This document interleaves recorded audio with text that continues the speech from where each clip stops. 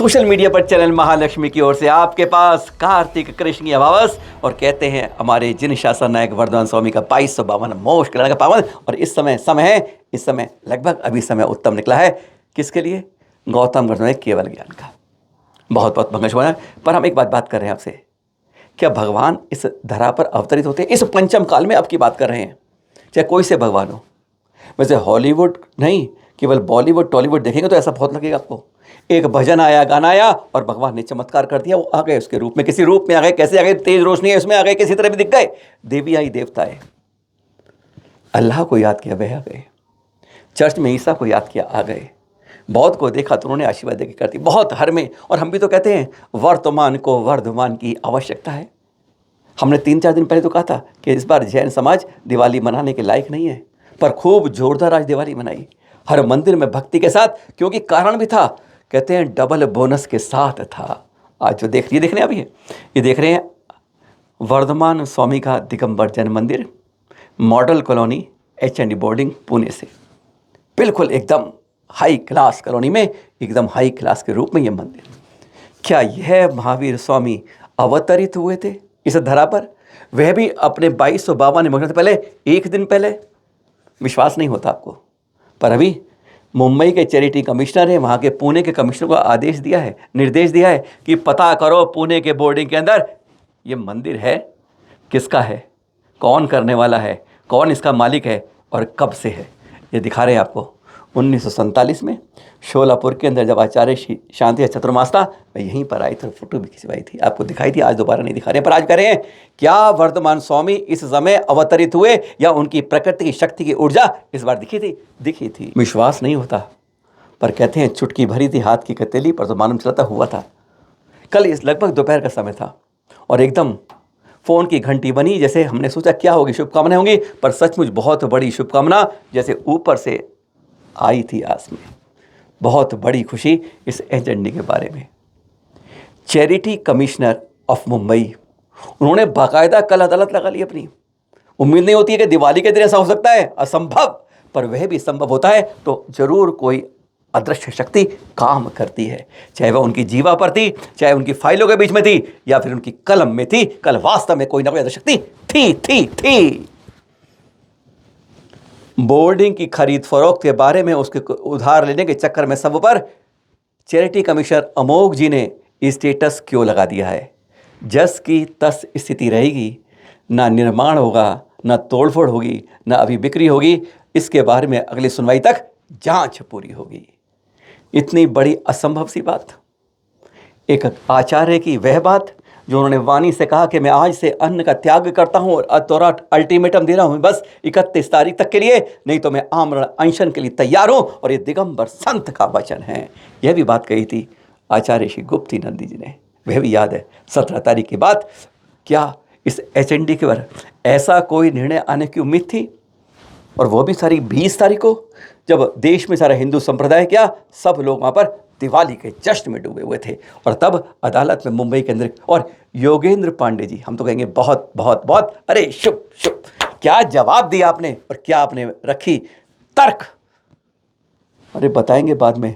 अभी तो यह झमेला नहीं, बहुत अनियमितता हैं। गुलमर्ग में भी बड़ा बखेड़ा है, कभी खुलासा करेंगे, सोच के हैरान हो जाएंगे कि किस तरीके से मिली भगत नेता की, मंत्री की, संतरी की, प्रशासन से, सबसे मिलकर किस तरह होती है। आज सब अखबारों में छप गई है, हर चैनल बता रहा है कि अब जैनों की कुछ सुन ली गई है। तब जो वो मंत्री भी अलग है, प्रशासन भी अलग है, जो सब ने पहले कवायद लिखी थी, अब उनके विरोधी एक कवायद लिखी जा रही है। स्टेटस क्यों, यानी अब इस पर अभी कुछ नहीं होगा, अगली जान तक। कहते हैं सांस में सांस नहीं, सांस ही सांस आ गई है। और जिन्होंने सांस निकाली थी, अब उनकी सांस अब फुक फुक कर रही है। पुणे के चंद्र प्रकाश पाटिल के पास देख रहे हैं, यह पुलिस पहुंच गई थी 2 दिन पहले। विश्वास नहीं होता, इसलिए पहुंच गई, इनके में भी दर्द था HND के बारे में। कैसे छीन रहे हैं हॉस्टल, कैसे छीन रहे हैं मंदिर। इन्होंने तकलीफ की और उन्होंने बोल दिया कि जिन बैंक ने उधार दिया है उनके अंत तक खाते मत खोलना, वहाँ से अपने पैसे निकालना। बस इतनी हड़बड़ हुई, इन्होंने पुलिस में उस बैंक वाले खबर कर दी, पर कायदा साइबर क्राइम पर, और साइबर क्राइम एक्शन में कि वहाँ से फटाफट पहुँच गया इनको पकड़ने के लिए कि पुलिस की पूछताछ ले जाना है। ये दिखा रहे हैं आपको पुलिस की कंप्लेन भी, और साथ में उस पाटिल जी को, योगेंद्र जी भी यहाँ थे। विश्वास होता है। साइबर क्राइम में हमने भी कम से कम 15 कंप्लेन की हैं, आज तक पुलिस उनके यहाँ किसी की नहीं पहुंची, आज तक हमारे पे जवाब नहीं आया। ऐसे साइबर क्राइम में होता है, पर इनके यहाँ क्या जवाब है। एक लंदन से लिखते हैं, पुलिस को बताते हैं कोई कार्रवाई नहीं होनी चाहिए, वहां आंदोलन नहीं हो, सब हटा देना, बंदरा बंद कर देना। एक वहां से दबाव लंदन से करते हैं दो भाई, और यहाँ पर कहते हैं कर्नाटक में कर दिया थी कार्रवाई। पर किंतु पट लेकिन जिस तरीके से पुलिस आई थी उसी तरीके से यहाँ पर सैकड़ों लोग जमा हो गए उस भाई के लिए। क्या कसूर है। और फिर बैंक पे इतना दबाव कि देखिएगा उसने फटाफट ये पत्र लिखा टारगेट, देख रहे हैं आप कि हमारा आपस में समझौता हो गया है, इसलिए पुलिस आगे कार्रवाई ना करे। वीरेश्वर कोऑपरेटिव बैंक और बुल्ढाना कोऑपरेटिव बैंक, देख रहे हैं आप ये दो बैंक, इन्होंने पत्र जारी कर दिए। एक ने 50, एक ने 20 करोड़ रुपए भगवान को गिरवी रख कर दिए थे अपने बैंक से। सोच सकते हैं ऐसे भी बैंक होते हैं जो भगवान को गिरवी रखने में शर्म महसूस, और पता नहीं वो कैसे होते हैं जो भगवान को गिरवी रखने के लिए अर्जी दिया। दोनों बैंकों ने साफ कह दिया है, हम उस अंतरिम पर रजिस्ट्रार को लिखकर लेटर कि शायद वह गिरवी का पैसा अब हमें वापस चाहिए, सौदा हम चाहते नहीं हैं, उसमें कटौती होनी चाहिए। केंद्रीय राज्य उड्डयन मंत्री देख रहे हैं मुरलीधर जी, बीजेपी के हैं, पुणे के सांसद हैं, और इन पर राजू शेट्टी जी ने बहुत आरोप लगाए। गोखले कंस्ट्रक्शन से मिली भगत पार्टनर से बिल्कुल थे, अब इसलिए करें, उनका कहना है मैं पार्टनर नहीं हूँ। अब 2024 में जब यहाँ पर आए थे सर्वेक्षण के लिए तो वह दोनों कंपनी कहते मैं तो साझेदार था, लेकिन बाद में जब मालूम चला अब मैं उसके साझेदार से हट चुका हूँ। एक आरोप है, एक उसकी सफाई है, पर कहीं ना कहीं लगता है जब नेता साथ में आते हैं तभी कुछ इस तरह के गलत अनियमितता वाले काम हो पाते हैं। पर इन्होंने साफ कह दिया है कि मैं सफाई देता हूँ, स्पष्ट करता हूँ कि मैं इस सौदे से अलग हूँ। दिवाली तो आज मनाई गई, भगवान ने सुन ली। 17 तारीख को जब इस तरह से हजारों लोग जब चलते हैं सड़क पर तो कहते हैं जब मिल के कोई दुआ मांगी जाती है तो ऊपर के दरवाजे के अंदर वह कबूल की जाती है, स्वागत किया जाता है, उस प्रार्थना को स्वीकार किया जाता है। और आज यही लगा जब ये हजारों सड़कों पर थे 17 तारीख को, उनकी मेहनत बेकार नहीं गई थी। आचार्य श्री गुप्तीनंद जी की वह आवाज़ बेकार नहीं गई थी। भगवान अवतरित नहीं होते इस धरा पर, हम मानते हैं को श्रद्धा ले जाने बाद, लेकिन कहीं ना कहीं उनकी प्रकाश की ऊर्जा की प्रार्थना की वह सामने दिखती है। जब कल तक जो असंभव था एक बार में स्टेटस की ऑर्डर दे दिया जाता है, स्थिति वैसी ही रहेगी। एचएनडी अभी नहीं बिकेगा, ना निर्माण होगा, ना तोड़ेगा, कुछ नहीं होगा। अगली सुनवाई पर जांच आगे चलेगी। योगेंद्र जी ने जो पक्ष रखे बहुत अच्छे थे। फिर एक बार हो गई जैनों की जीत इस बार।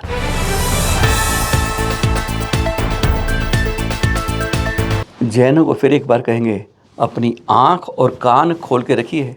यही हमारी संस्कृति का, जैसे देश के लिए विजिलेंस होता है वैसे अपने समाज के लिए यही विजिलेंस की दो चीज़ें हैं, कान खुले रखो और आंख। देख रहे हैं परसों के दिखा रहे हैं 18 तारीख के चित्र, वो 18 अक्टूबर ऋषभ गुप्ता जी की खेत की खुदाई हो रही थी और वहाँ पर यह चतुर्मुखी एक प्रतिमा निकली और चारों अलग तीर्थंकर की।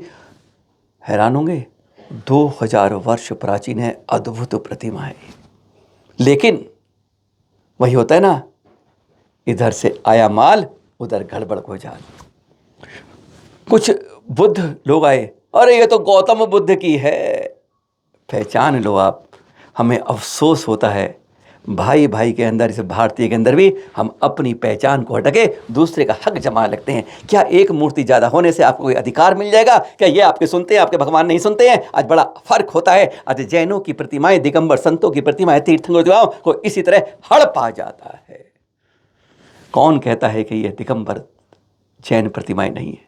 तीर्थंकर प्रतिमाएं जो 2000 वर्ष प्राचीन चतुर्मुखी दिख रही है, कंपिल में खुदाई में 18 अक्टूबर को मिली है। हनुमान सागर जी है ना, मुनिराज पाठशाला पढ़ता, उनसे जानकारी मिली है कि अब यह पुलिस के पहुंचने के बाद यह एएसआई तक पहुंच रही है।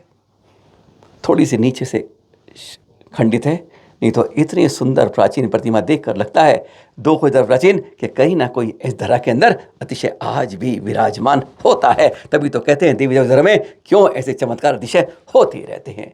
अपनी प्रतिमा को, वर्षियत को बचा के रखिएगा।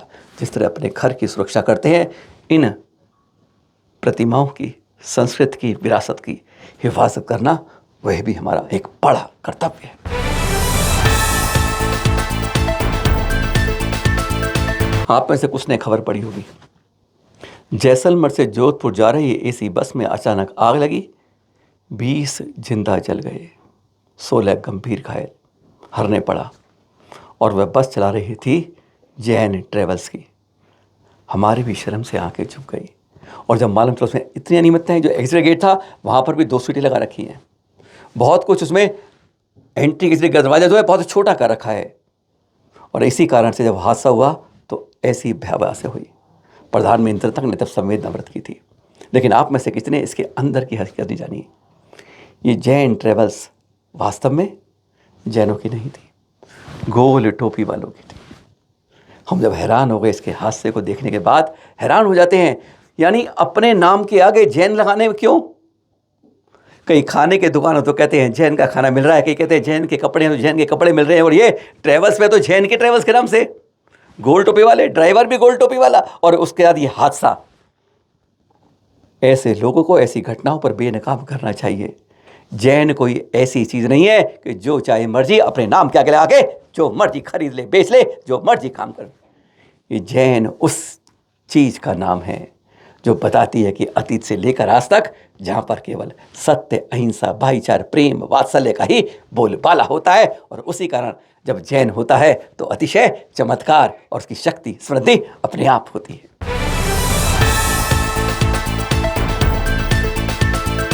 एक बड़ी बात आ रही है कि दिल्ली में सिद्ध चक्र महामंडल विधान हो रहा है और लोगों के अंदर खाना फूंसी बहुत हो रही है। हम हैरान थे, कुछ लोग हमारे पास भी फ़ोन आए, कहते भाई इसमें कुछ एक शारी राशि ले रही, 3100 रुपये राशि ले रहे हैं, मांडले की बुक कर रहे हैं, अपने अपने मांडले हैं, पूरे परिवार के लिए, पर हमें तो अब तक मुफ्ती खाना मिलता है, मुफ्ती धोती दुपट्टा मिलता है, मुफ्ती साड़ी मिलती है, और उस मुफ्त में यह शुल्क क्यों देते हैं?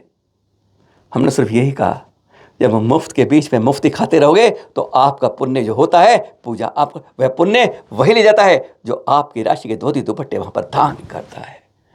अपने पांडले की कहते हैं मालिक हो गए इस मांडले के लिए, पूजा करो, अधिकार रहो, बहुत खास बात है। और हैरान हम, जब हमने अभी कल आचार्य सूरतन साड़ी चर्चा की और उन्होंने दावा किया चमत्कार होगा इसके अंदर, 1008 जब परिवार बैठेंगे चमत्कार होगा, दिल्ली वालों को चमत्कार दिखेगा। हम भी हैरान थे, पर उनका जो तर्क था वह जरूर जमदार था कि चमत्कार हो सकता है। सुनेंगे जरा। और एक विधान के लिए एक हमारा एक सख्त निर्देश है, एक आदेश तो नहीं कहेंगे, निर्देश है, प्रेरणा है कि जहाँ पर सिद्धों की महा आराधना की जाएगी उस परिसर के अंदर जहाँ पर माडले लगे होंगे उस माडलों में विशेष रूप से शुद्धता का ध्यान रखा जाएगा। शुद्धि के साथ वहाँ पर सारे व्यक्ति सोले के वस्त्र आदि पहनकर भगवान की महाआराधना करेंगे, जिसमें सामान्य जो दर्शनार्थी हैं उनको दूर से ही आराधना सुनने का, देखने का सौभाग्य प्राप्त होगा।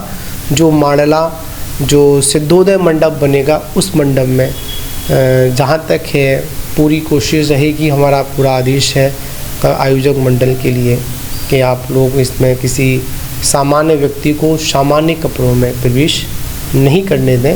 इस विधान की मुख्य जो व्यवस्था है, जो एक महत्व है, जो अतिशय घटित करेगा, वो उस सभा मंडप की, उस सिद्धोदय मंडप की शुद्धता करेगी। क्योंकि आज हम विधान तो करते हैं पर कहीं ना कहीं शुद्धता में कोई ना कोई कंप्रोमाइज़ हम लोग कर लेते हैं, इसलिए जैसा हमको प्रभाव मिलना चाहिए वैसा हमको प्रभाव नहीं मिलता है।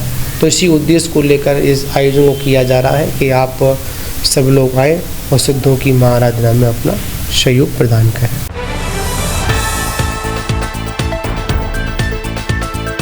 एक खबर दिखा रहे चरण महालक्ष्मी, अभी सोच के हैरान होंगे कि दिवाली का दिन और जैन समाज शमशान की सफाई करने लगे। हिसाब से समझ नहीं आता है ना। दिवाली पर घर की दुकान की सफाई तो होती है, दिनालों की सफाई तो होती है, पर शमशान की सफाई ये जैनों को हो क्या गया है? पर जब जानेंगे गहराई में तब हैरान होंगे। दिवाली का ही दिन था,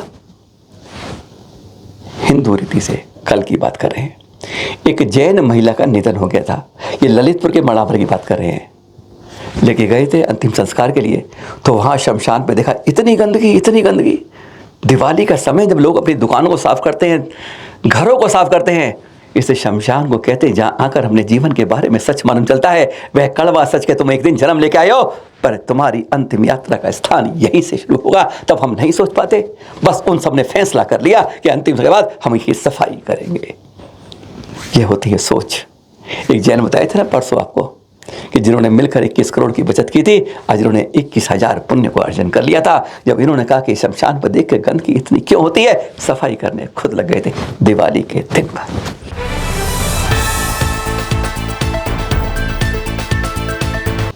ये चित्र दिखा रहे हैं आपको आपके समझने जानने के लिए। 10 बाई 12 का कमरा, मुंबई परेड की बात कर रहे हैं। यश 15 साल का युवा बच्चा, ई बैटरी चार्ज में लगी है और रात को 1 बजे उसमें बड़ा विस्फोट होता है। था बस विस्फोट केवल कमरे को नहीं सके छोड़ाता, उसको भी ले जाता है। आज चार्जिंग में इस तरह की हमारी कहीं ना कहीं सोचते हैं कि हम ऐसी मोबाइल चार्ज करने की रात में है, चलो सो जाते हैं, ये चार्ज होता रहेगा, फिर उसके बाद बैटरी गर्म होकर कभी भी उस जगह पहुंच सकती है, जैसे ये देख रहे हैं। सावधान रहिए इलेक्ट्रॉनिक आइटमों से। जो सुविधा के आविष्कार हो रहे हैं वह खतरनाक रूप से आपके लिए काम भी करने वाले हैं। बस इसलिए आपको बहुत बहुत बहुत मंगल कामनाएं। सच कहते हैं वर्तमान में वर्धमान इस धरा पर उतरे थे, तभी तो HND आज स्टेटस क्यों मिल पाया था। बहुत खुशियाँ। और आज जो है समय है हमारे गौतम समय को कल्याण, केवल ज्ञान का कल्याणक, अपने भी ज्ञान के अंदर की ज्योति जले और ये कषायों का, क्रोध का, मान का, माया का, लोभ का, ये चंचला का जो होता है वह तिमिर हमारे बीच से निकल जाए। ज्ञान की वह ज्योत हमारे प्रज्वलित रहे।